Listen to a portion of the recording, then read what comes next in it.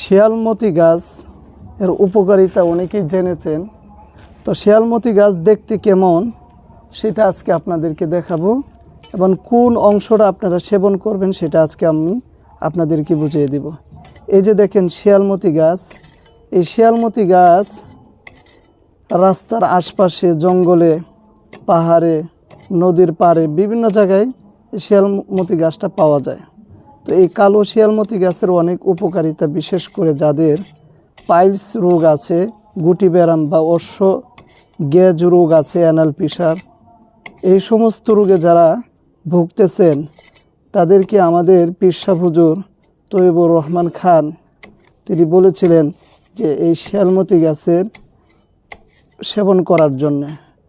তো এই শিয়ালমতি গাছ আপনারা অনেকেই দেখতে চেয়েছিলেন যে শিয়ালমতি গাছটা কেমন হয় এবং কিভাবে আপনারা সেবন করবেন। তো এই হচ্ছে শিয়ালমতি গাছ, এই হচ্ছে শিয়ালমতি গাছ।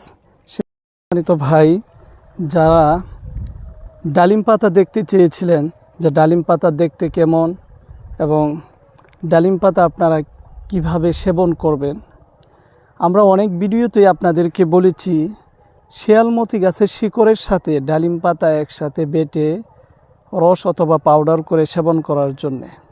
এই যে দেখেন ডালিম পাতা, এই হচ্ছে ডালিম পাতা বা আনার পাতা, এই পাতার সাথে আপনারা মিক্স করে এই ঔষধ আপনারা তৈরি করে খাবেন।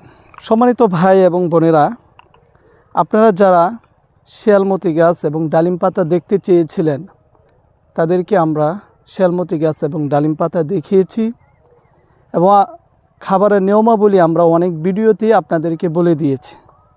তো আপনাদের মধ্য থেকে অনেক ভাই এবং বোনেরা আমাদেরকে অনুরোধ করেছিলেন আমরা যেন এই ঔষধগুলো আপনাদেরকে তৈরি করে দিই।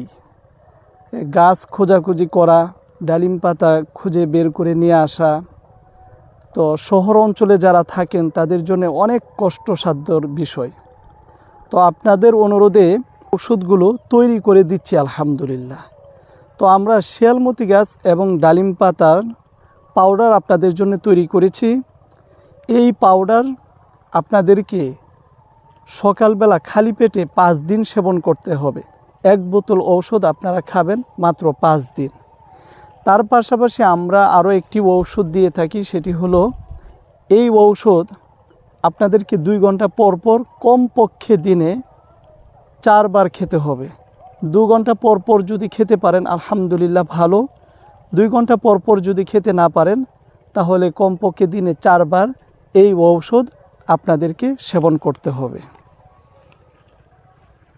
তার পাশাপাশি আমরা আরও একটি ঔষধ আপনাদেরকে দিয়ে থাকি, সকালবেলা খাবারের পর এই ঔষধ আপনাদেরকে সেবন করতে হবে 1 মাস। আরেকটি ঔষধ আপনাদেরকে দিয়ে থাকি, সেটি হলো রাত্রে খাবারের পর সেবন করতে হবে 1 মাস। মোট আমরা আপনাদেরকে একসাথে 4 বোতল ঔষধ আপনাদেরকে দিচ্ছি।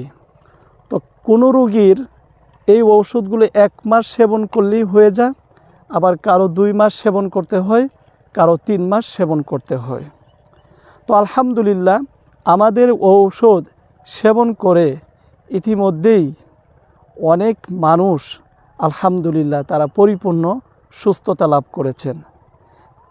অনেক পুরাতন রোগী, নতুন রোগী সবাই সুস্থ হয়েছেন। তো আপনাদের সুবিধার জন্য আমরা কিন্তু গাছগুলো এবং খাবারের নিয়ম, সেবনের নিয়ম বলে দিয়েছিলাম, যাতে করে অনেক গ্রামের মানুষ, অনেক অসহায় মানুষ আছেন, যদি আমাদের এই ঔষধের নিয়মাবলী বা ঔষধগুলো চিনিয়ে দিলে